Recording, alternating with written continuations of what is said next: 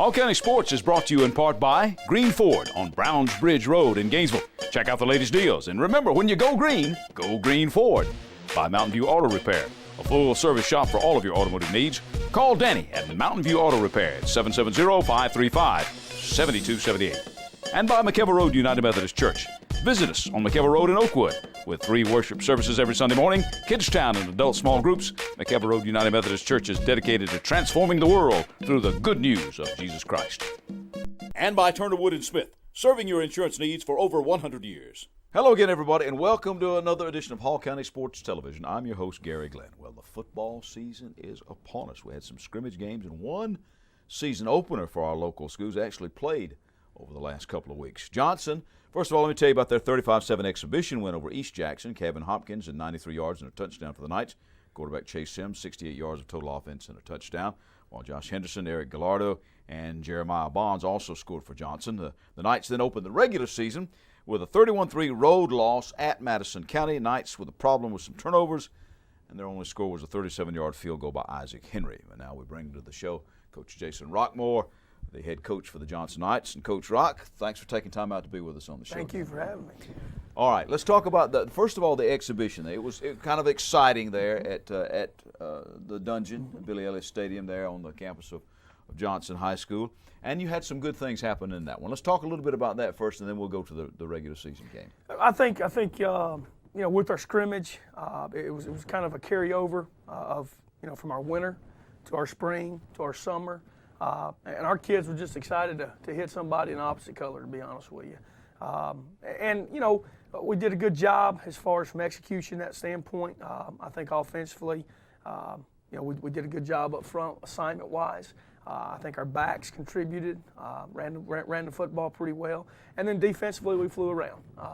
We had some issues, some assignment things we got to clean up, but for the most part we flew around. I was happy the way we played. Okay, and of course that was at home and everybody behind you. Now you got to take it on the road, and sometimes on the road if things start going downhill for you, it's hard to stop that snowball. And we talked a little bit before we turned the cameras on, and that seems to be what happened, particularly with some drives that got muffed up or some turnovers that happened. Mm-hmm. Tell me about the 31-3 loss. Well, it was really important for our program to schedule a team like Madison County. We played a non-region schedule, but Madison's one of those teams that would fall within that region. So I think going in, we kind of wanted to see where we were. And we had a great week of preparation. Our kids did an unbelievable job, during the week. But it's football, and the ball's going to bounce some tricky ways. And we had some adversity, some misfortune, things that happened to us that we just wasn't able to overcome. But we just got to learn to play through those things. And I thought we did. I think we had a 20-play drive in the third quarter. That I was very proud of. I think defensively, we only gave up 225 yards on the night, and I know they scored 31 points, but it was one of those things. Field position was an issue all night.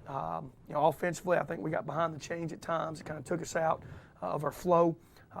But I mean, bottom line, it was a good opening game for us. Kids played hard. Madison's very physical, very big. That's what we need to see. So coming out of that, there's some positives that we'll take and build upon, and then some things that we got to go back, roll our sleeves up, get to work and fix. Well, based on what you just told me, it sounds like you're doing some things good and some things you need to get better. So where are you good and where do you need to get better? Well, I think we're better than what we showed Friday night, especially up front. I just think that at times, I don't know, but we had missed assignments that are just no-brainers for us. We just got to do a better job of understanding and executing within our scheme. And I think at times, whether it was quarterback play, whether it was missed assignments up front, I think it was just those things. You combine them together, and 11 guys got to be working for the same purpose on the same play.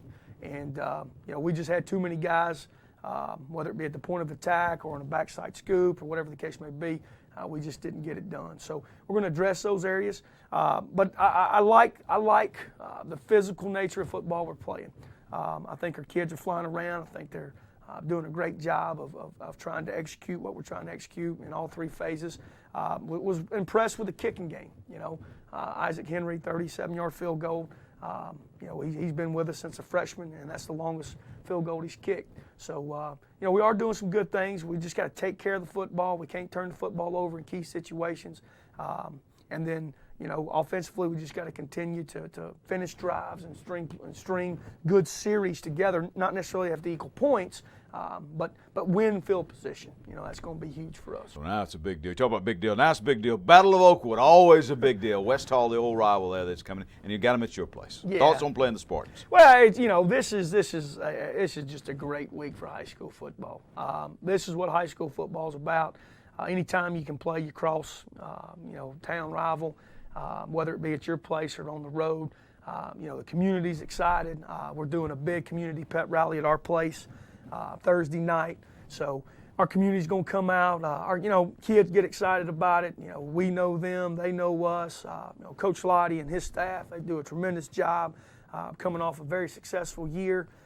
So, you know, it's going to be a challenge. And, you know, last year they got the best of us. The year before that, we got the best of them. So, you know, it's one of those things that usually the games, there's always something crazy that happens in the games. And it's one of those things that, you know, I'm anxious, and our kids are looking forward to getting into a good week of preparation and kicking it off Friday night.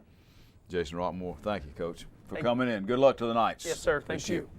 All right, and we thank Coach Rock for coming in. Now, for their scrimmage, West Hall hosted Jefferson in a local version of Thursday night football. Not exactly like a regular game, although the Times reports they did keep a score, and Jefferson won it 26-0 as each team turned it over 4 times apiece.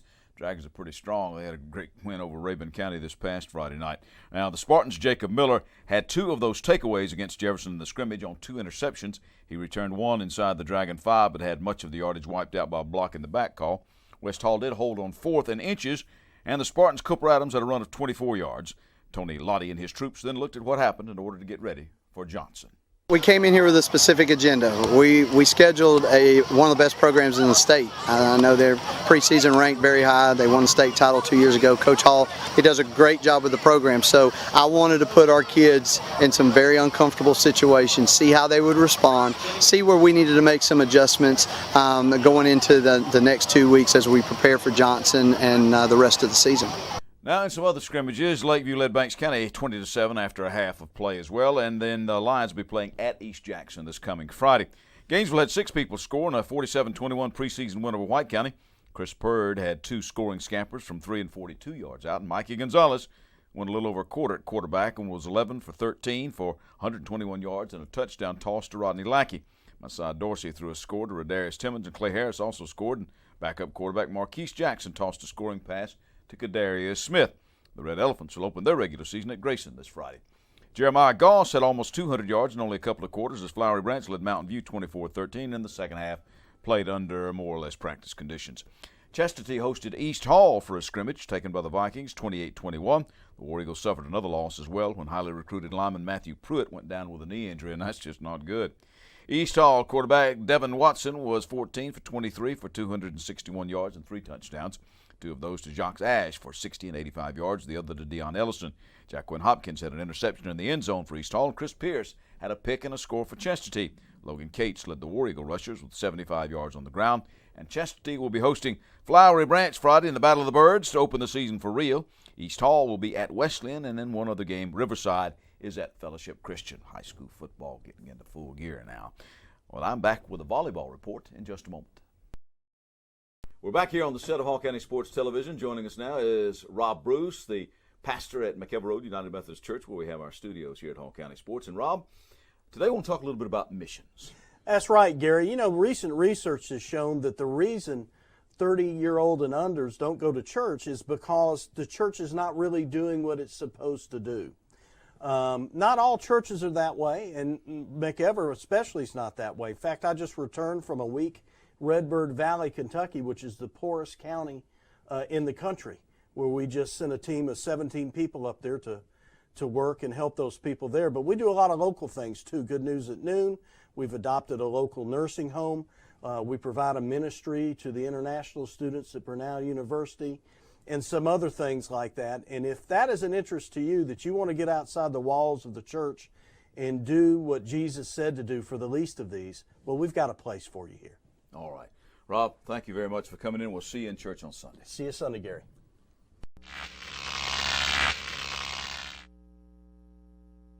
Welcome back to the show, everybody. I'm Gary Glenn, and this is Hall County Sports. We do this segment for volleyball, and for East Hall, off to the best start in school history.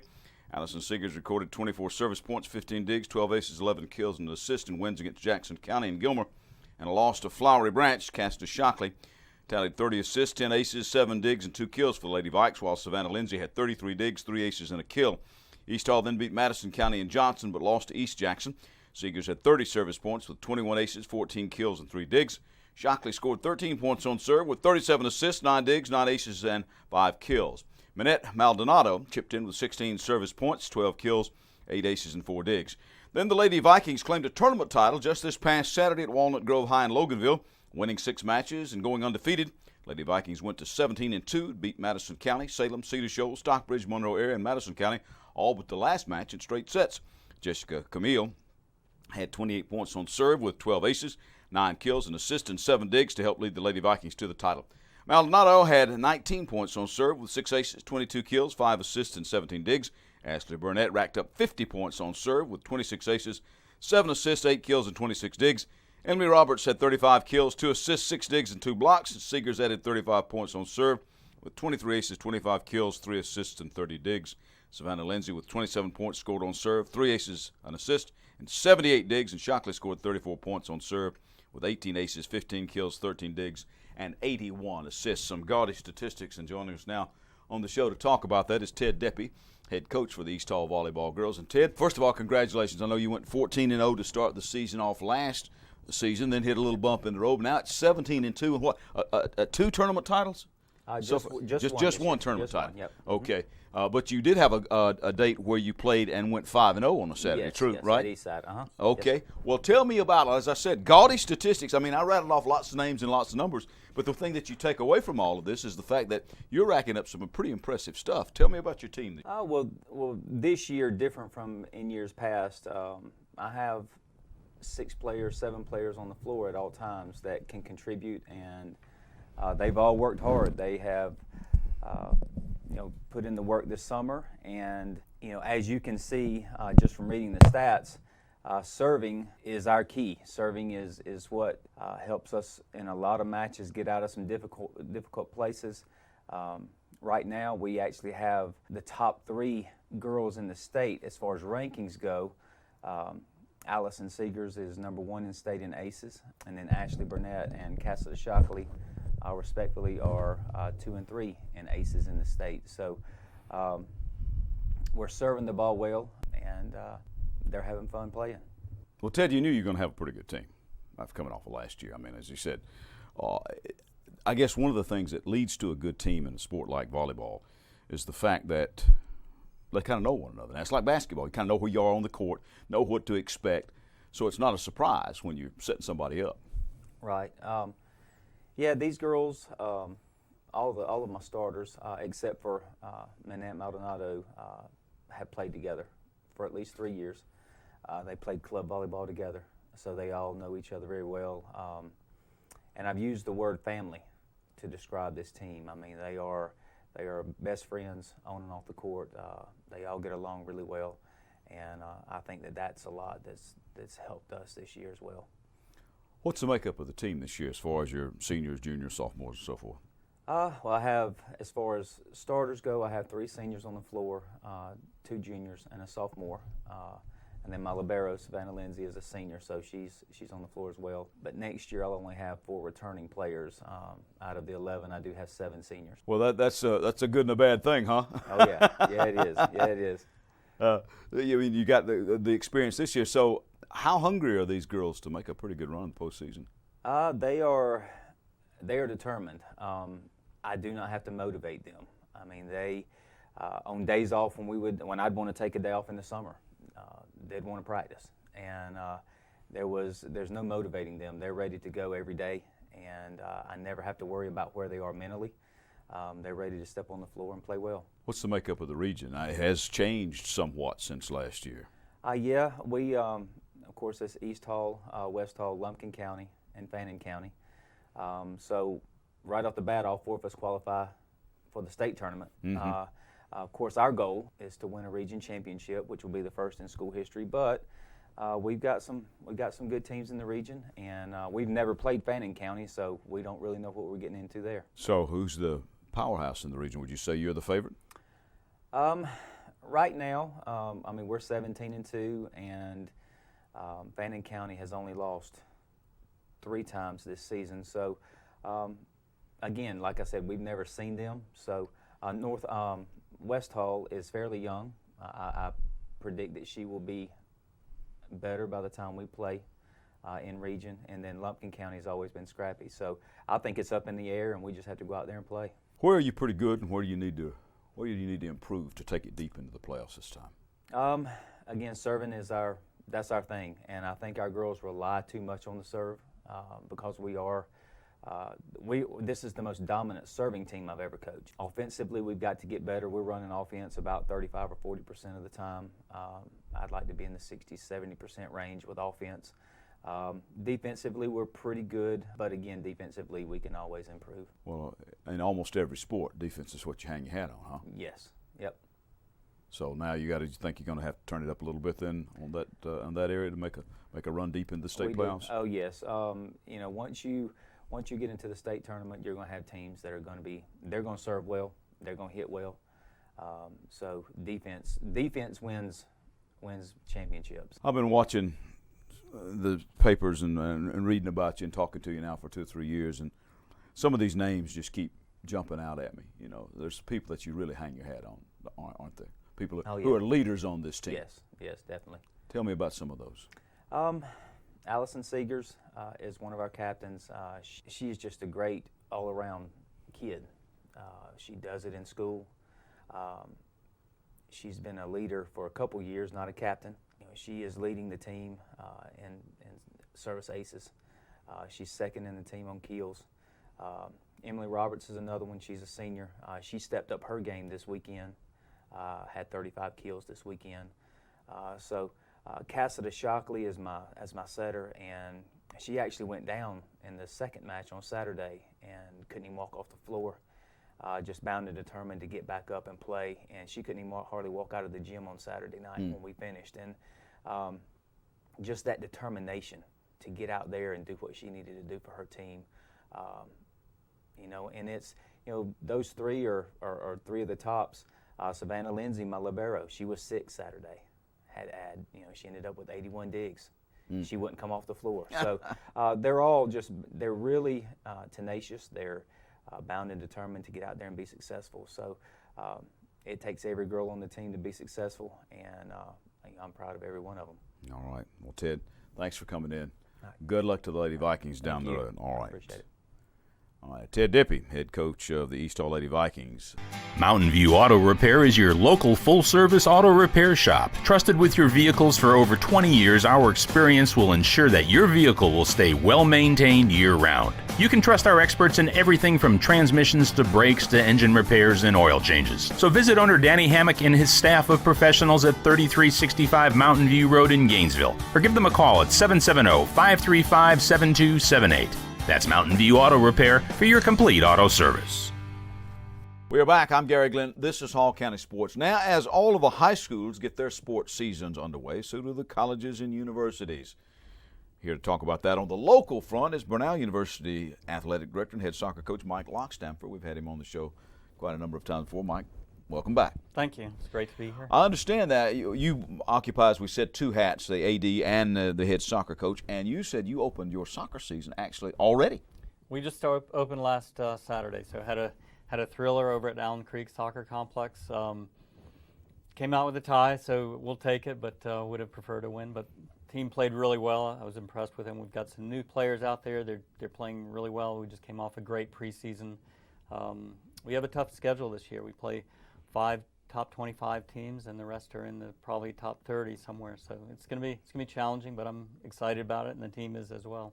Let's focus a little bit on your team for a little while now. What's the makeup of your team? You mentioned that you had to sub an inexperienced goalkeeper in at one time. So what is the makeup of the team as far as seniors and juniors and all of that? Yeah, fortunately the predominance of our team are seniors. We have 7 seniors on the team, and of those 2 All-Americans. So our returning goalkeeper as well as our center back. So we have a good mix of new players that have come in, a few transfers, but a good group of seniors, upperclassmen. So we're in great shape.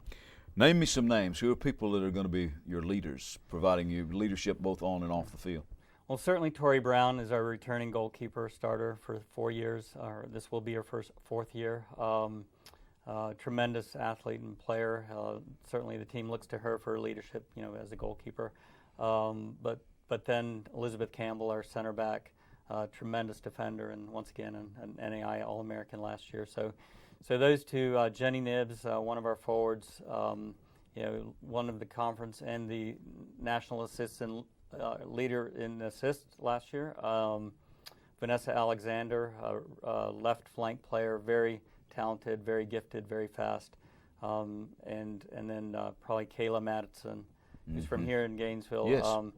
Led the team in assists and was our second leading scorer. So I think, of those players, I think we could look to all of them for leadership this year. I asked Tim Gale, who is the boys' soccer coach over at West Hall, about the World Cup.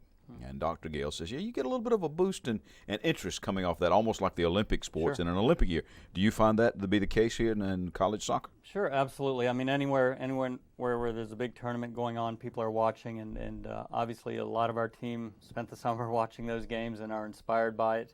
It just helps the sport to grow, and we're excited about the. Did you watch a lot of it? I did. Did you pick up some things maybe?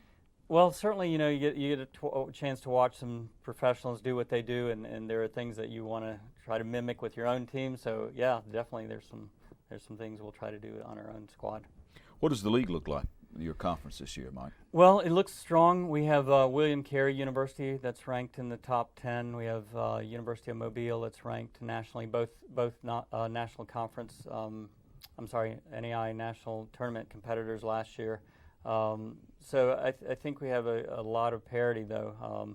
We're coming in ranked NAI number 17. So, there's a little bit of pressure on us, but like I told the team, I said we're looking for another bid or try to get a bid at the conference championship, and that's our first and foremost goal. So. All right, let's switch hats now. Put on the athletic director hat. Okay. What else you got going on in the fall? I think 2 other sports, right. Cross country and volleyball. Cross country and volleyball, will start this weekend down at Coastal Georgia, and they're picked fourth in the conference. So they've moved up a lot. We have a new coach with volleyball, Michael Carter. He came in last spring, did a great job in our spring season with the team, and they've gotten to know him well. So I anticipate they will have a strong season. They're returning some veteran players as well, so that should be a great fit for them. Also, our cross-country team, who was picked to win the conference this year, they were conference champs last year, so I envision they will have another great year, returning most of their runners, and so we've added a couple to go on that squad. So. Wow, sounds like an exciting time to be a Golden Tiger, Mike. Definitely, we're very excited, and then certainly the following sports will be swimming, and then basketball will come into play in November. So. We've got a number 4 ranked swim team, and then basketball. I know he's added some players to his roster that will elevate us both in the conference and hopefully nationally as well. So. All right. Thanks for coming in, All right. Mike. Thank you. Good luck with soccer and the rest of the programs Appreciate over it. at Burnell University. All right, Mike Lockstamfor from the Golden Tigers. I'm back to wrap up this week's show in just a moment. There are moments in life that you wish would last forever. Dreams that really do come true. Treasures worth protecting. And a future to prepare for. Turner Wood & Smith is with you every step of the way. Established in the Gainesville area in 1905. Turner Wood & Smith has become Northeast Georgia's largest independent insurance agency by offering professional service at competitive prices. Turner Wood & Smith, insuring your future since 1905. We're back. I'm Gary Glenn, and this is Hall County Sports. Here's what's happening in softball. Look at the start for Gainesville. Lady Elephants beat Central Gwinnett 4-2 as Kayla Street struck out 7, helped out her own cause with 2 hits, 2 RBI, and 2 runs scored. Whitney Ledford stole 3 bases and scored twice in the victory. Street went the distance, allowing only 1 earned run in a 9-5 win over West Hall at the Lady Spartans' newly refurbished field on campus at Gainesville High School. Street, Ledford, Courtney Purcell, Madison Oliver, Abby Smallwood, and Tyra Newton all had a hit and run scored for GHS. And then Gainesville edged by Flower Branch 8-7 in the bottom of the 7th. Street struck out 6 in the win and helped herself out by going 3 for 4 at the plate. Madison Oliver was 4 for 4 for Gainesville, and Chloe Zeller led the Lady Falcons, going 3 for 4 with 3 runs scored. Bailey Sims also went 3 for 4 with a double and 2 runs scored. The Lady Elephants then swept games against Johnson 10-1 and Lakeview Academy 14-1. Kara England earned that win in Game 1 with 6 strikeouts, and Street had 4 strikeouts to earn the win in the second game. At the plate, Street led the way with 4 hits and 3 RBI, while Whitney Ledford had 3 hits and 2 stolen bases. Kayla Montague finished with 3 hits and drove in 3 runs, while England, Abby Smallwood, and Presnell each had 2 hits and 2 RBI for Gainesville as they went to a sparkling 9-2 on the season. Okay, let's go to cross country. Good start for the number 1 ranked North Hall boys yet again. Quentin Miles second in 16-15-47, an individual second, and Bryce Schubert's individual ninth, paced them to the team title of the Northeast Georgia Championships in Athens, their 5th title there in the last 6 years. Also helping out the Trojans were Corson Teasley, Tommy Johnston, and Eli Parker. Gerardo Suarez of Johnson was 6th, and Juan Ortega of Gainesville was 7th at that meet. Michaela Ellis ran 9th overall for the Lady Trojans in 1959-52, and it was a pretty good run for Lakeview at those Northeast Georgia Championships. In their division, the Lions had the race winner, Lewis Brooks, who ran a 17:29.96 to earn the Lions team a 10th place finish in Athens. The Lady Lions took 14th place. Well, an atheist humanist group has threatened legal action against Chestatee High School for the coaches' use of prayer and religious quotations in its football program. Well, the county system is looking into all of this and formulating a response. There has been a huge outpouring of support for the War Eagles, and it is anticipated that the students will now take over the devotionals, which is a right accorded to them by the First Amendment. Okay. Let's wish good luck to the 11 North Georgia athletes who helped make up better than 10% of Dragon Boat USA. They flew out late last week for the International Canoe Federation Dragon Boat World Championships in Poland. From Gainesville, Anastasia Hock, Anna Crawford, Macy Dwyer, Michael Olson, Jim Odell. From Cumming, Laurie Moore, Dustin Gratton, Tyler Martin. From Houston, Kenny Ash. From Woodstock, Sean Allen. And from Marietta, Charlie Tilsey. Well, the Ladies Auxiliary for Veterans of Foreign War Post 8452 in Gainesville will be hosting their first annual Horseless Rodeo on Saturday, September the 6th at Riverside Military Academy. All proceeds from this fundraising event will go towards the support of our local veterans of foreign wars and their families via the Ladies Auxiliary and the VFW Post 8452. Now, Horseless Rodeo is described as a fun-filled competition that the whole family will enjoy. 12 teams competing in 2 age divisions, 6 teams aged 12 to 20 years old, and 6 teams aged 21 years old and older. Admission is free. There will be door prize drawings all day and a silent auction with a variety of items donated by local businesses. Concessions will be available, offering hamburgers, hot dogs, desserts, and more. And you can contact Linda Henderson for more information. She's the president of the Ladies Auxiliary of VFW at LindaLuckyLady@yahoo.com. Gotta like that. LindaLuckyLady@yahoo.com. 678-234-0642 is the phone number. A rodeo without horses. And that's no bull. Well, the Georgia Bulldogs said so long to one of the key players and figures in Bulldog history, national championship tennis coach and longtime sports information director, the legendary Dan McGill, passed away over the weekend. I worked in Athens for about 10 years, and one man who was never at a loss for a quip or a quote was Dan McGill. May he rest in peace. Dan McGill was 93. And then there's this. Coming to you from Oakwood, Georgia, in response to a challenge from my good friend and fellow member of the International Brotherhood of the Loyal Order of the Phi Omega, Freddie Talbert, I'm responding to the Ice Bucket Challenge for ALS, the fight against amyotrophic lateral sclerosis, or Lou Gehrig's disease. And I will take up the challenge and issue one after we do this. So here we go.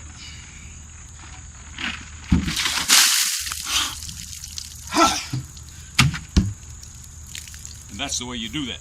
Now, I issue a challenge on this side of the country to my brothers from another mother, G. Richard Horde and Tim Moon, and on the left coast to my son, Mason Glenn, and as many of his buddies as he can possibly get from the bar method.